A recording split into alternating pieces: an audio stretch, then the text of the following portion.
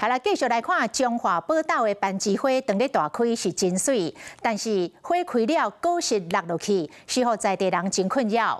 因為一個落雨，街路就會變甲黏黏骨骨，真會出車禍。也有米仔屎、烏白杯，嘛影響到行車的安全。番薯花開花時，米仔烏白杯袂輸落雪，看起來敢若真水，不過對在地人來講是真困擾。這個門去都整個都是進去的，我的那整個過敏都嚴重啊！那個整個都是塵蟎啊！這是寶島東螺溪種幾排的番薯花，民眾在講，只若落來時，若拄着落雨天，規條路攏黏黏骨骨。頂個月，就火車因為安尼發生車禍。爛去了嘛，即馬雨水來就是骨啊，迄一個寶仔就貨車自己自撞啊。這輛紅色小火車弄到樹啊，另外一台白色火車嘛佇同一個路段。因為路傷骨出車禍，在地人認為講，主要就是因為這番薯花，騎多不人嘛認為講，這影響行車安全。時啊會飛入去目睭啊，敢會撲倒？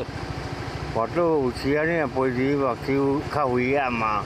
毋若影響行車安全，在地人嘛煩惱講，萬一若有人烏白等分節啊，有可能會引起火災。小紅洲，嘿，小紅洲來無？你這個走啊？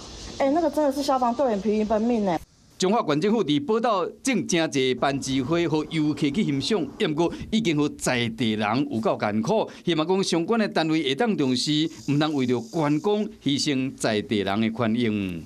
Hello， 我是林仙怡，想要搶先掌握最及時的新聞資訊嗎？趕快訂閱、按讚、開啟小鈴鐺，鎖定華視新聞 YouTube 頻道。